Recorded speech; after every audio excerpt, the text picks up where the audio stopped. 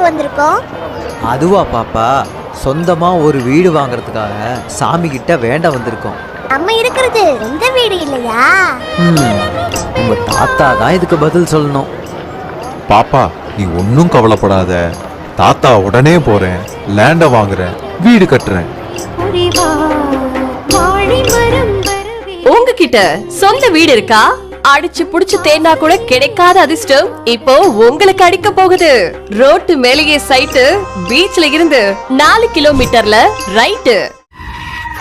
தாத்தா வராதே, தனிகைக்கு வராதே,